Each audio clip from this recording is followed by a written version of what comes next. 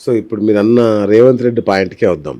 ఆయనకిప్పుడు ఈ ఆగస్టులో పదవీ గండం ఉందని చాలామంది జ్యోతిష్యులు చెప్తున్నారు. ఆయన ఇప్పుడు చాలా సంక్షోభంలో ఉంటది ప్రభుత్వం. ఒక రకంగా పదవీ గండం గూడా ఉంది అన్నట్టుగా చెప్తున్నారు. మీరేమంటారు? నేను చెప్పాను గదండీ! నేను లాస్ట్ జూలై, ఆగస్టు, సెప్టెంబర్‌లో ఒకటి హ్మ్. అంటే రాజు ఎప్పుడైనా గూడా ఉగాది ఏ రోజైతే వస్తుందో, ఆ రోజు వారానికి అధిపతి రాజు అవుతాడు. హ్మ్. ఎప్పుడైతే మనకి కుజుడు గాని, శని గాని, రవి గాని రాజు అయినప్పుడు, ఇలా సీఎంలు మారడం, పీఎంలు మారడం అనేది కూడా మనం గత ఇంటర్వ్యూలో చేశాం. Okay. And first right. Astrologer నేను. అవును. అసలు ఆధారితంగా చెప్పుకుంటూ వచ్చాను. హ్మ్. ఆ సంవత్సరం గ్రహణాలొస్తాయి. ఆ సంవత్సరం ఇలా జరుగుతుంటది. అలా సీఎంలు, పీఎంలు మారారండి అని కూడా నేను మీకు చెప్పాను గదా! చాలా ఆధారితంగానే చెప్పాను. రిసర్చ్ చెప్పారు. ఓరియెంటెడ్‌గా చెప్పాను. అవును. బ్లైండ్‌గా అవును. చెప్పలేదు. అవును. అయితే ఎప్పుడు కూడా అలా జరిగినప్పుడు ఖచ్చితంగా అవకాశం ఉంటుంది. ఓకే. ఎప్పుడు శని, కుజులు కలిసినా కూడా ఎప్పుడైనా సరే గుర్తుపెట్టుకోండి. శని, కుజులు కలిసినప్పుడు గానీ, శని దృష్టి కుజుడి మీద పడ్డప్పుడు గానీ, కుజ దృష్టి శని మీద పడ్డప్పుడు గానీ, ఆటోమేటిక్‌గా ఆ రాజు యొక్క స్థానం ఒక్కసారిగా కదిలినట్టయితది. ఓకే. సో, నేను మళ్ళీ గూడా చెప్పాను. జనవరి, ఫిబ్రవరిలో ఆప్షన్ ఉంటదండి. మళ్ళీ తర్వాత గూడా ఏప్రిల్, మేలలో గూడా ఆప్షన్ వస్తుంది. ఆ! సో, ఏప్రిల్, మేలో అంటే తన వ్యక్తిగతమైన జాతకంతో పాటు కాంగ్రెస్‌కి ఒక బలం ఉంటది. అవును. రేవంత్ రెడ్డి అనంగానే ఆయన వ్యక్తిగతమైన జాతకాన్ని బట్టి చెప్పకూడదు. కాంగ్రెస్‌కి ఒక బలం ఉంటది. ఇప్పుడు ఖార్గే గారు దానికి సంబంధించి ఇప్పుడు ఆయన జాతీయ అధ్యక్షుడు. హ్మ్. ఆయన ఇన్‌ఫ్లూయెన్స్ కూడా కొంత ఉంటది. అవును. సో, అన్ని చాలా అంశాలుంటాయి. ఓకే. బ్లైండ్‌గా మనం స్టూడియోలో కూర్చున్నాం ఏవో బ్లైండ్‌గా ఒక మాట అని పడేసినామంటే కూడా అది తప్పు. కరెక్ట్. బట్ చాలా వెరిఫికేషన్స్ చాలా మనం అన్ని చర్చ చేయాలి. సో, ఇప్పుడున్న దాని వైస్ మాత్రం 100% అవకాశం ఉంది. ఓకే. ఎందుకంటే నేను గతంలో కూడా చెప్పాను. చెప్పారు. అవును. సో, ఒక చిన్నపాటి జలక్ అనేది ఏప్రిల్, మేలో తగులుతది. ఓకే. దాని తర్వాత వారి వ్యక్తిగతమైన జాతకం ఎలా ఉంటదనేది చూసుకోవాలి ఒకటి. ఆ! రెండోది నేను చెప్పాను రేవంత్ రెడ్డి గారికి స్పష్టమైన date of birth, time of birth లేదు. ఓకే. ఆయన వ్యవహారనామం ప్రకారంగా రేవంత్ అనే దాని ప్రకారమే చెప్పాల్సొస్తది. ఓకే. సో, ఇక్కడ ఏమని అంటున్నా నేను జూన్ 2 నుంచి ఈ గురుబలం లగ్నంలోకి వస్తున్నాడు. అమాంతంగా ఆటోమేటిక్‌గా ఈ బీఆర్ఎస్ కొంచెం పుంజుకుంటదని కూడా అవును. ఒకటి చెప్తున్నాను కదా! అవునవును. ఆ ఎఫెక్ట్ అయితే ఉంటుంది. రైట్. రైట్. రైట్. ఇంకోటి గురుగారు. ఇప్పుడు మున్సిపల్ ఎలక్షన్స్ రాబోతున్నాయి గదా! ఈ ఎన్నికల్లో బీఆర్ఎస్ ఏమన్నా ప్రభావం చూపిస్తదా? అంటే ఇప్పుడు ఫిబ్రవరి 14 లోపు అయిన ఎలక్షన్స్ అయ్యేటువంటి యొక్క దగ్గర మాత్రము హ్మ్. కొంత కాంగ్రెస్‌కు బలం ఎక్కువ ఉంటదండి. అచ్చా! ఆ! ఫిబ్రవరి తర్వాత అంటే ఫిబ్రవరి 14 తర్వాత ఎన్నికలు ఏదైతే ఉందో హ్మ్. అది బీజేపీకి, బీఆర్ఎస్‌కి రెండిటికి ఉపయోగపడుతుంది. ఓహ్! సో, బీజేపీకి బీఆర్ఎస్. ఫిబ్రవరి 14 లోపు అయ్యే ఎలక్షన్స్‌కి మాత్రం కాంగ్రెసే కొంచెం ముందంజలో ఉండేటువంటి అవకాశం ఉంది. అచ్చచ్చచ్చా! ఓకే. అంటే ఇప్పుడు క్యాండిడేట్స్ ఉంటారు.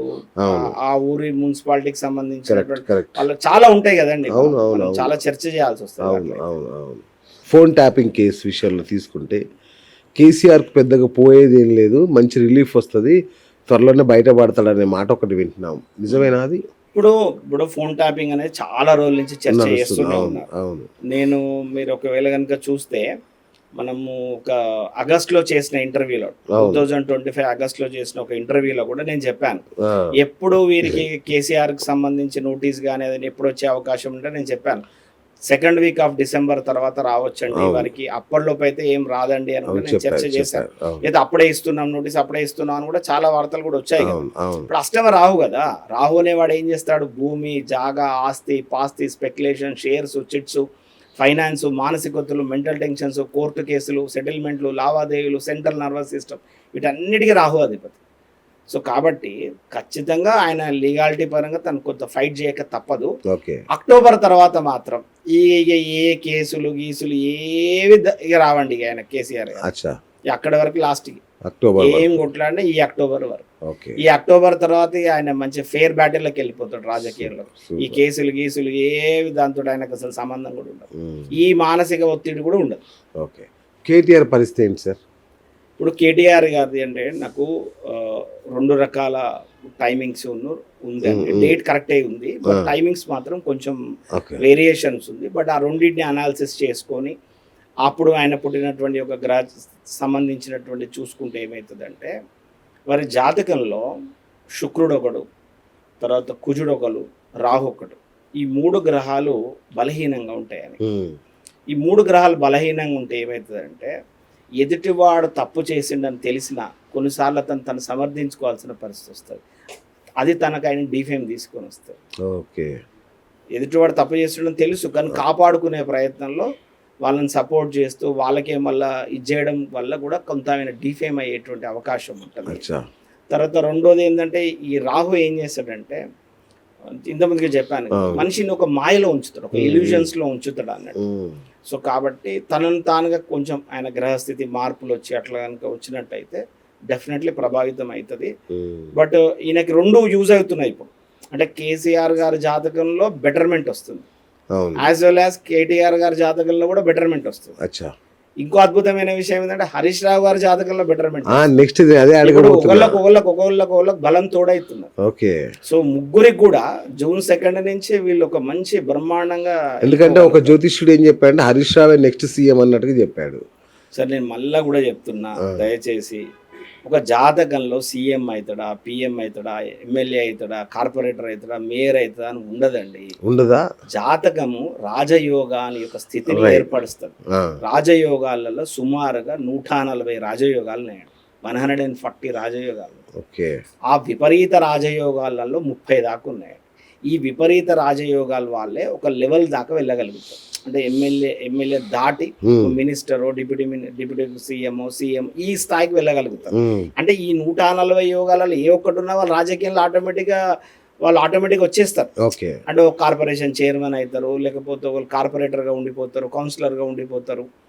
కానీ ఈ విపరీత రాజయోగాలలో ఈ 30 యోగాల కాంబినేషన్స్లో ఉన్న వాళ్ళు ఇంకా వెలుగులోకి రావడానికి అవకాశం ఉంటుంది. సో జాతకంలో ఎంతవరకు వెలగగల అవకాశం ఉంది, అప్పుడున్న ప్రజెంట్ ప్లానటరీ పొజిషన్ ఎలా ఉంది, దానికి తోడుగా గతంలో అయినటువంటి వాళ్ళ హారోస్కోప్ ని రెఫరెన్స్ తీసుకుంటాం కదా, తీసుకొని మనం చెప్పే ప్రయత్నం చేస్తాం. ఇప్పుడు పవన్ కళ్యాణ్ గారు ఉన్నారు ఉదాహరణకి, పవన్ కళ్యాణ్ గారి జాతక ప్రకారంగా ఆయన ఖచ్చితంగా ఇబ్బంది పడతాడు, ఇట్లా అవుతాడు, ఈ రకంగా ముందుకు వెళ్తగలుగుతాడు అందరూ చెప్పారు. నేను కాదు, అందరూ మాక్సిమం అదే మాట విన్నారు. ఇప్పుడు ఆయన ఎక్కడున్నాడు? డిప్యూటీ సీఎంఏ బ్రహ్మాండంగా. ఓకేనా? సో అట్లనే రాజకీయంలో వెలగడం అయినా కనుమరుగైపోవడం అయినా చిరంజీవి గారు లెక్క, కిరణ్ కుమార్ రెడ్డి లెక్క, అంటే ఒక సీఎం అయిన క్యాండిడేట్ కూడా కనుమరుగైపోయాడు. సో ఒక పార్టీ పెట్టి అంత మంచి ఒక చరిష్మా ఉన్న తను కూడా కనుమరుగైపోయాడు. అసలు ఓడిపోయి అసలు కనీసం ఒకటే ఒక ఎమ్మెల్యే గెలిచి ఆ ఎమ్మెల్యే వైసీపీలకి ఓడిపోయి అసలు ఏమీ లేని జీరో దగ్గరికి వెళ్ళి మళ్ళీ చేసుకుంటా ఈరోజు 21 సీట్లు 22 సీట్లు ఇస్తే మొత్తం గెలుచుకొని డిప్యూటీ సీఎంఏ కూర్చున్నారు. అంటే యోగం కూడా ఉంటుంది. ఆ యోగాన్ని తనెంత వరకు ఉపయోగించుకున్న దాన్ని బట్టి ఉంటుంది. అలాగే టైం కూడా వీళ్ళకి కలిసి రాగలగాలి. సో ఇప్పుడు హరీష్ రావు గారి జాతకము, కేటీఆర్ గారి జాతకము, అదేవిధంగా కేసీఆర్ గారి జాతకం, ముగ్గురి జాతకాలలో June 2వ తారీఖు నుంచి సంపూర్ణమైన గురుబలాలు. కవితక్క పేరు లేపేశారంటే నేను చెప్తున్నాను కదండి, ఆమె ఒక ఏలినాటి శని, అధికంగా శ్రమ చేయాల్సి వస్తుంది. వాస్తవంగా ఒక రాంగ్ డిసిషన్ తీసుకోకపోతే బాగుండేది. వాస్తవంగా ఇప్పుడు పార్టీ కూడా పెడతా అంటున్నారు కదా, ఏం ఉపయోగం ఉంటుంది. నేను ఏమన్నా అనుకున్నా వచ్చితే కానీ ఉపయోగం అయితే ఉంటుంది. ఎందుకంటే ఇప్పుడు ద్వాదశం నందు శని, అంటే ఏలినాటి శని ప్రారంభ దశలో భరణి నక్షత్రం కవిత గారు. ఇప్పుడు రేపు జన్మశనిలోకి వస్తుంది ఇంకొక 1.5 year తర్వాత. అప్పుడు పరిస్థితి అండి, జన్మశనిలోకి వస్తే అనారోగ్య సమస్యలు ఉంటాయి, క్రానికల్ డిజీజెస్ వస్తాయి, అసలు మాటకు విలువ ఉండదు, తెరమరుగేటువంటి అవకాశాలు ఉంటాయి, ఇవన్నీ ఉంటాయి. దానికంటే బెటర్ ఏంటంటే సపడే కూకొని రేపు June 2వ తారీఖు తర్వాత పార్టీ మళ్ళీ ఒక రైజ్ పొజిషన్లోకి వచ్చినప్పుడు కొంచెం కాంప్రమైజ్ అయ్యి సపడేక పోయి ఉంటే ఆయన ఇంకో 2 ఏళ్ళకి అందరు మర్చిపోయినాకన్నా మళ్ళీ వెలగడానికి అవకాశం ఉంటుంది. వాస్తవం చెప్తాను. అంటే దీన్ని నేను జ్యోతిష్యంగా లౌకికంగా 2 రకాలు